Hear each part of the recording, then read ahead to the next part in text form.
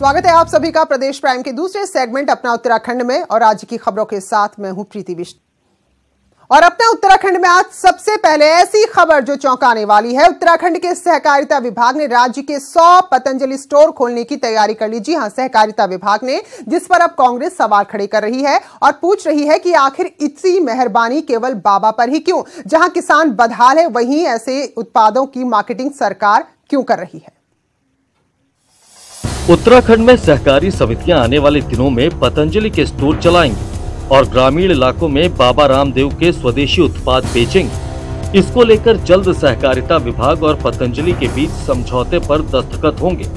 लेकिन कांग्रेस और समितियों में काम करने वाले सचिव सवाल पूछ रहे हैं कि ऐसा क्यों, और बाबा रामदेव पर मेहरबानी का कारण भी पूछ लिया। ये राज्य के कोऑपरेटिव सेक्टर का बेड़ा गर्क करने की बात।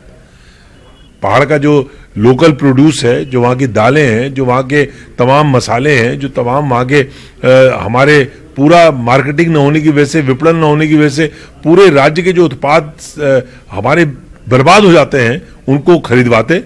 इतना माल्टा होता है, आप ताड़केश्वर जाइए, वहाँ जमीन पे इस समय आप जाएंगे तो जमीन पे कीड़ू पड़ा होता है। पतंजलि का जूस बना हुआ वो पौड़ी जाएगा, वो खंडूरी जी के गाँव में और बुगानी जाएगा और बगोड़ा जी के गांव में जाएगा। तो हमारे समितियों का प्रमोट जब तक नहीं करेंगे तो बाहर का माल जो हम बेचेंगे उससे बेनिफिट नहीं होगा। हमारा पहले समिति का जो मूल उद्देश्य है, समिति के काश्तकारों में जो हमारी जो क्षमताएं हैं समितियों के, उसको बढ़ावा मिलना चाहिए। पतंजलि के स्टोर्स पर उठ रहे सवालों पर जब सहकारिता मंत्री से सवाल पूछा गया तो मंत्री जी ने साफ कर दिया कि कुल मुनाफे का करीब 10% हिस्सा समिति को मिलेगा और गाँव में पतंजलि का वही उत्पाद बिकेगा जिसका उत्पादन वहाँ नहीं होता हो। कि मार्केटिंग वहाँ की जो है सोसाइटी उस उत्पादन को वहाँ का मार्केटिंग अलग से करेगी। लेकिन अभी तो जब न शादी हुई, न फेरे हुए, न जो है कुछ बात हुई, तो कांग्रेस को इसमें मिर्च लगने का कोई अभी तक मतलब है नहीं। कुल मिलाकर पतंजलि के स्टोर्स ने सूबे की सियासत में उबाल ला दिया।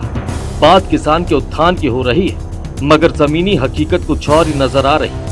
देहरादून से न्यूज़ 18 के लिए दीपांकर भट्ट की रिपोर्ट। एक बार फिर से देहरादून को ही स्थायी राजधानी बनाने की सुगबुगाहट तेज हो चली है। ये हम नहीं कह रहे बल्कि सरकार की तेजी कह रही है। असल में राज्य के अधिकारी को एक दस सिंगापुर की तर्ज पर विकसित की जा रही आंध्र प्रदेश की प्रस्तावित राजधानी अमरावती के दौरे पर गया है। इससे पहले शहरी विकास मंत्री की अगुवाई में भी एक टीम अमरावती का दौरा कर चुकी है। अब अमरावती के लगातार दौरों ने कई चर्चाओं को जन्म दे दिया है। उत्तराखंड में स्थायी राजधानी सियासी दलों से लेकर जन आंदोलनों के लिए संवेदनशील मुद्दा रही है। 18 सालों में भी ये तय नहीं हो पाया कि राजधानी गैरसैंण बनेगी या देहरादून। लेकिन उत्तराखंड से अधिकारियों के दल को अमरावती भेजे जाने ने इस आशंका को बल दे दिया है कि क्या देहरादून को ही स्थायी राजधानी के रूप में विकसित किया जा रहा है। हालांकि सरकार इस मामले पर अब खुलकर कुछ भी नहीं बोल रही है। और अमरावती चूंकि एक ऐसी लेटेस्ट हर चीज टेक्नोलॉजी को लेकर वो राजधानी बनाई जा रही है आंध्र प्रदेश में। मैं स्वयं भी वहां एक बार गया था और हमारा पूरा दल वहां जाने के बाद जो इंफ्रा किस तरह का डेवलपमेंट हो, ये न केवल राजधानी अपितु हम लोग शहरों का डेवलपमेंट भी इससे जोड़कर देख रहे हैं। दूसरी ओर राज्य निर्माण आंदोलनकारियों ने विपक्षी कांग्रेस सरकार की मंशा पर सवाल खड़े कर दिए हैं। दोनों ही पक्षों का कहना है कि राजधानी के मसले पर सरकार को अपना मत स्पष्ट करना चाहिए। देखिए, अगर देहरादून को राजधानी बनाना है तो सरकार खुलेआम डिक्लेरेशन करे, घोषणा करे। और अगर गैरसैंण को राजधानी बनाना है, अमरावती मॉडल बिल्कुल उसका जायजा लीजिए, उससे कुछ सीखिए। लेकिन अगर गैरसैंण को उत्तराखंड की स्थायी राजधानी बनाना है तो विश्व के जो पर्वतीय देश हैं जिनकी भौगोलिक परिस्थितियां हमारी तरह हैं, आखिर सरकार राजधानी के बारे में करना क्या चाहती है। हमने तो सदन के अंदर भी इस विषय को उठाया था। वो अमरावती जो है उन्होंने एक दल को भेजा है, वहां पर राजधानी का स्वरूप क्या है, कैसा है, उसको देखने की बात करें। आखिर सरकार अमरावती और देहरादून में एक समानता तो है। अमरावती प्राचीन काल में सातवाहन वंश के राजाओं की राजधानी थी, तो देहरादून को भी गुरु द्रोणाचार्य और सिख गुरु रामराय के डेरे के रूप में ऐतिहासिक स्थल होने का श्रेय प्राप्त है। लेकिन इन सब के बीच सवाल अपनी जगह है कि क्या देहरादून ही उत्तराखंड की स्थायी राजधानी बनेगी? अगर हाँ, तो जन भावनाओं के गैरसैंण के भविष्य का क्या होगा? सवाल बड़ा है। हरिद्वार से तनुज वाले के साथ देहरादून से सुनील नवप्रभात की रिपोर्ट। और राज्य कांग्रेस में आपसी खींचतान दिनों दिन बढ़ती ही जा रही है। 3 राज्यों में कांग्रेस को मिली जीत के बाद तो अब राज्य कांग्रेस में नसीहत के दौर शुरू हो चुके हैं। उत्तराखंड कांग्रेस के नेता एक दूसरे को नसीहत दे रहे हैं, कह रहे हैं कि पार्टी एकजुट तभी होगी जब आपसी मतभेद भुलाया जाएगा। एक तरफ कांग्रेस प्रदेश अध्यक्ष प्रीतम सिंह इशारों में पूर्व मुख्यमंत्री हरीश रावत को मीडिया में बयानबाजी से बचने की सलाह दे रहे हैं, तो वहीं हरीश रावत का कहना है कि लोकतांत्रिक ढांचा है, किसी को भी कहीं भी अपनी बात रखने का हक है।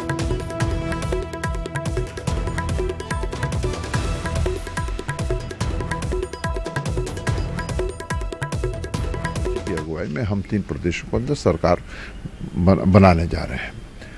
हम समझते हैं कि जो लोग महत्वपूर्ण पदों पर बैठे हों उन्हें जो है बजाय प्रेस के जो है आपस में घर में बैठ करके बात करनी चाहिए। मैं समझता हूँ तो वो कांग्रेस के हित के लिए होगा, अच्छा होगा।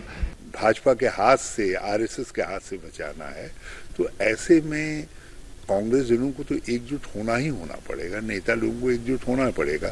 मध्य प्रदेश, छत्तीसगढ़ और राजस्थान ने वो रास्ता दिखाया। जब कांग्रेस की मुट्ठी बंधती है, सब एक होते हैं तो जीत निश्चित तौर पर। हर गुटके में थोड़ा थोड़ा स्लेश लगा देंगे तो आप कहोगे तो फेविकॉल भी लगा देंगे। वैसे मैं फेविकॉल में विश्वास नहीं करता। हम डेमोक्रेटिक ऑर्गेनाइजेशन है। पार्टी विरोधी गतिविधियों में कुछ पार्टी पदाधिकारियों को निलंबित करने पर कांग्रेस महासचिव हरीश रावत ने सवाल खड़े किए हैं। हल्द्वानी में पत्रकारों से बातचीत में कहा कि वरिष्ठ कार्यकर्ताओं को बगैर पूरी प्रक्रिया अपनाए जिस तरह पार्टी से बाहर किया गया, ये ठीक नहीं है। इससे पहले उपनेता प्रतिपक्ष करण माहरा भी इस कदम का विरोध कर चुके हैं। दरअसल निकाय चुनाव में यहां से इंदिरा हृदयेश के बेटे मैदान में उतरे थे हल्द्वानी मेयर पद की सीट के लिए और चुनाव हार गए। उसके बाद पार्टी के महासचिव खजान पांडे और कई अन्य पदाधिकारियों को पार्टी विरोधी गतिविधियों में शामिल रहने के आरोप में पार्टी से निष्कासित कर दिया गया। कुछ लोगों ने जिन्होंने इस पार्टी को बनाने में वर्षों काम किया, हर कठिन परिस्थितियों में, हर कठिन मौसम में, कठिन चुनौतियों में पार्टी के साथ रहे, उनके विषय में पार्टी को सहिष्णु होना चाहिए और ऐसे लोगों के खिलाफ कार्रवाई करने में पूरी प्रक्रियाओं का पालन किया जाना चाहिए। और बड़ी खबर इस वक्त अल्मोड़ा से आ रही है। यहाँ की बाड़ी चिनिया मनियागर रोड पर बड़ा हादसा हुआ। एक पिकअप गाड़ी खाई में गिर गई है और बड़े दर्दनाक हादसे में यहाँ 3 लोगों की जान चली गई, जबकि 10 लोग घायल हैं। घायलों को बाड़ी चिनिया के अस्पताल में भर्ती कराया गया है। ये दर्दनाक हादसा पेश आया है जो अल्मोड़ा के बाड़ी चिनिया मनियागर रोड पर हुआ है और इस हादसे में 3 लोगों की जान चली गई है, 10 लोग घायल हुए हैं। फिलहाल उन्हें बाड़ी चिनिया के अस्पताल में लाया जा रहा है। हमारे संवाददाता किशन इस वक्त हमारे साथ जुड़ गए। तो किशन, जरा बताएं क्या जानकारी मिल पाई है हादसे को लेकर? ये पिकअप वाहन है जो सवारी लेकर जा रहा था, एक बारात को लेकर ये गया हुआ था। इसमें 15 से 20 लोग सवार बताए जा रहे हैं, जिनमें से 3 लोगों की मौके पर ही मौत हो गई है। 8 लोगों को बाड़ीसिना प्राथमिक स्वास्थ्य केंद्र में भर्ती कराया गया है। बाकी अन्य लोगों का अभी रेस्क्यू चल रहा है। अंधेरा होने के कारण रेस्क्यू में काफी दिक्कत आ रही है और जो घायल है उनको बाड़ीसिना के बाद बाड़ीसिना में डॉक्टर नहीं है और सुविधाएं नहीं होने के कारण अल्मोड़ा रेफर किया जा रहा है। प्रीति, चलिए शुक्रिया किशन आपका। तो जाहिर सी बात है अल्मोड़ा से फिर उन्हें हल्द्वानी रेफर कर दिया जाएगा। दरअसल यही वो स्वास्थ्य सुविधाएं हैं जिसमें अधिकतर लोग अपनी जान गंवा देते हैं। शुक्रिया किशोर आपका जानकारी के लिए।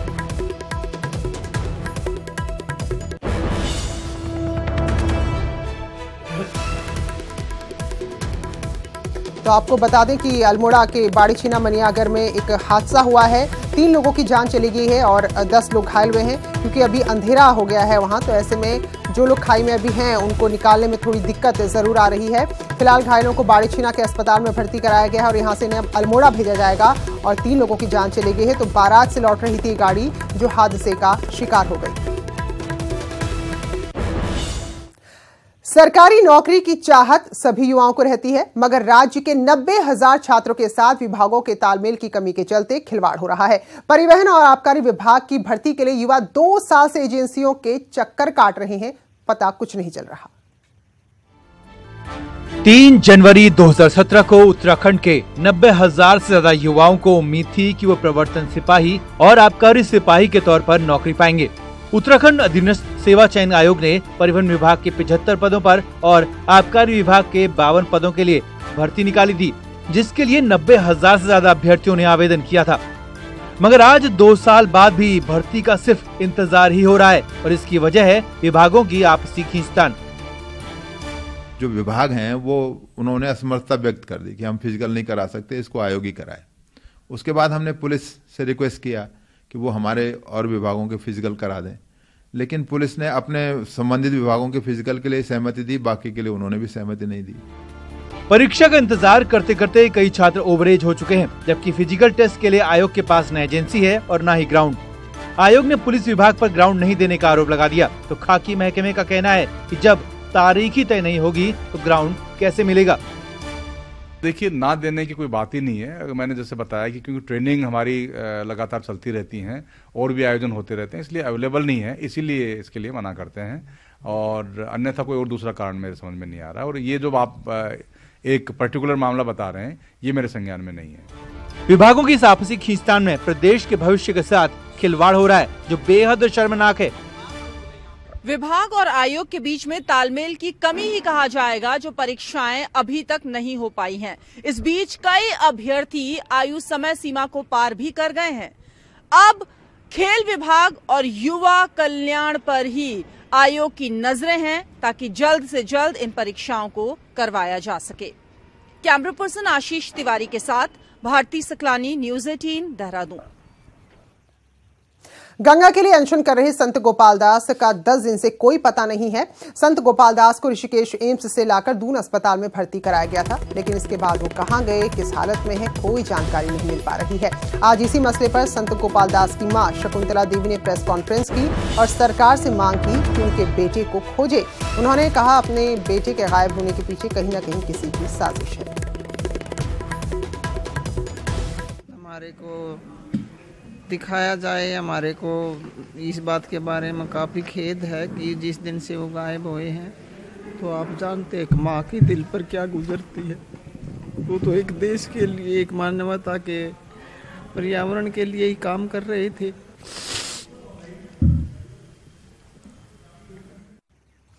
284 दिन से अनिश्चितकालीन धरने पर बैठे बीपीएड एमपीएड प्रशिक्षित बेरोजगार संगठन के बैनर तले कार्यकर्ताओं ने मुख्यमंत्री आवास कूच किया।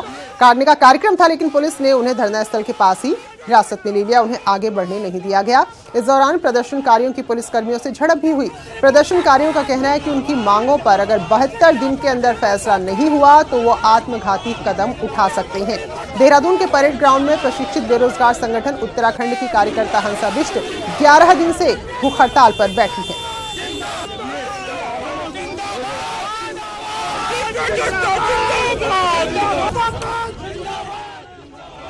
देखिए, हमारी वर्ष 2008 से प्रत्येक शारीरिक शिक्षक प्रत्येक प्राथमिक विद्यालय से इंटर कॉलेजों में रखे जाने की मांग है। उसके सापेक्ष हमारा आंदोलन चल रहा है और यहाँ पर हमारी बहन हंसा बिष्ट पिछले 11 दिनों से आमरण अनशन पर है। किसी भी योजना को अगर धरातल पर उतारना हो, बड़ी बड़ी नीतियों से ज्यादा जरूरी है नियत। जी हां, हम भारतीयों की नजर में नेपाल हमसे आर्थिक तौर पर काफी कमजोर देश है, लेकिन आपको ये जानकर हैरानी होगी कि देश और देशवासियों की रक्षा में नेपाल भारत से कई मायनों में बहुत आगे है। ये हम क्यों कह रहे हैं, ये आपको बताएंगे भी और दिखाएंगे भी कि आखिर नेपाल ने ऐसा क्या कर दिया जो भारत के लिए एक सबक है। ये रिपोर्ट देखिए।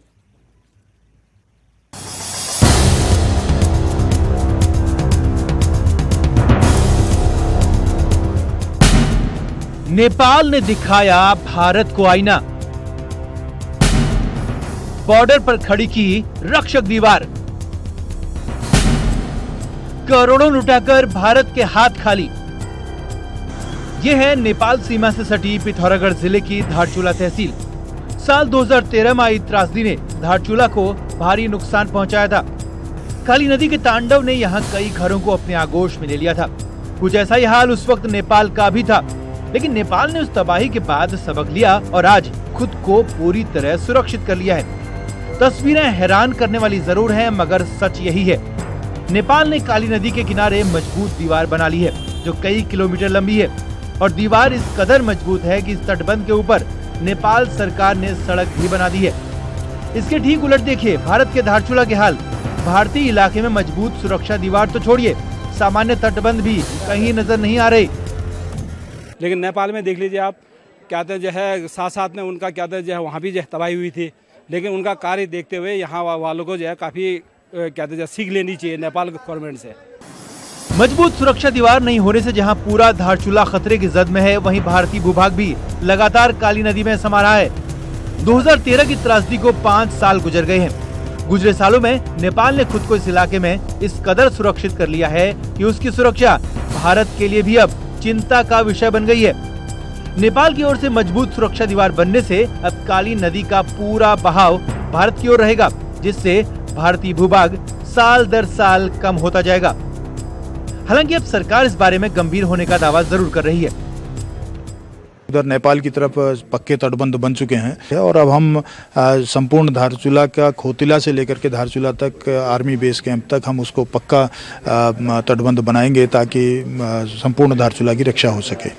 वैसे भारतीय एजेंसियों ने इस इलाके में सुरक्षा दीवार के नाम पर 23 करोड़ की भारी भरकम धनराशि भी खपाई है, लेकिन जमीन की हकीकत तस्वीरें बयां कर रही हैं जो हैरान करने वाली है। अब ऐसे में जिस नेपाल को हम खुद की तुलना में बेहद कमजोर और गरीब समझते हैं, उसी नेपाल ने इन इलाकों में अपने मजबूत इरादों से भारत को आईना दिखा दिया है। न्यूज़ 18 के लिए धारचूला की भारत नेपाल सीमा से विजयवर्धन उप्रेती की रिपोर्ट।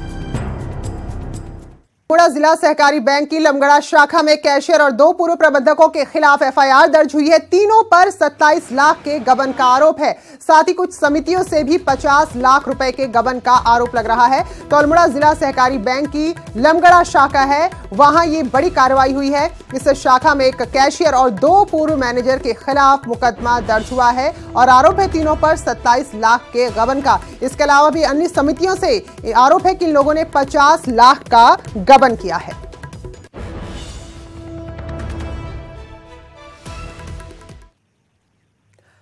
लालकुआं में गौला नदी के पास घास लेने गई एक महिला पर गुलदार ने हमला कर उसे अपना शिकार बना लिया। बिंदुखत्ता की रहने वाली भवानी देवी की बुधवार देर रात तक जब घर नहीं लौटी तो परिवार वालों ने खोजबीन शुरू की और आज महिला का शव जंगल में मिला है और जिस हालत में शव मिला है उससे साफ लग रहा है कि गुलदार ने ही इस महिला को अपना शिकार बनाया है। ग्रामीणों ने वन विभाग से अब गुलदार को पकड़ने की मांग की है। ये कल शाम हमें सूचना मिली कि एक महिला घास लेने गई थी जंगल पे, वो राब्ता हो गई। तो कल शाम हमारी वन विभाग की टीम द्वारा और जो गांव ग्रामीण लोग हैं उनकी मदद से एक सर्च अभियान चलाया गया, पर कल रात हमको सफलता नहीं मिली, ना महिला के बारे में कोई सूचना मिली। इसके उपरांत आज सवेरे हमने पुनः ये सर्चिंग अभियान प्रारंभ किया तो आज प्रातः 9 बजे महिला का शव मिल गया है। उत्तरकाशी में पिछले 3 दिन से बारिश और बर्फबारी का सिलसिला जारी है। जिले में गंगोत्री, यमुनोत्री समेत खरसाली, मुखवा, धराली और हर्षिल में भी लगातार बर्फबारी हो रही है और इसकी वजह से जो निचले इलाके हैं वहां ठंड बढ़ गई है।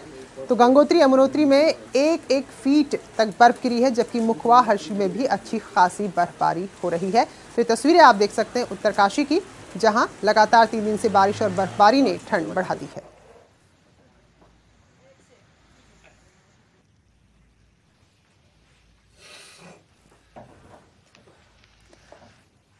वहीं पिथौरागढ़ के उच्च हिमालयी क्षेत्र में बीती रात से लगातार बर्फबारी हो रही है। मुंसियारी मुख्यालय समेत आसपास में 2 फुट तक बर्फ गिरी है। भारी बर्फबारी के कारण थल मुंसियारी मोटरमार्ग कालामुनी के पास बंद पड़ा है और वहीं मुंसियारी जो सैलानी घूमने आए थे वो खुश हैं, क्योंकि सर्दियों में सैलानी इसीलिए पहाड़ में आते हैं ताकि वो अपनी आंखों से बर्फबारी को देख सके।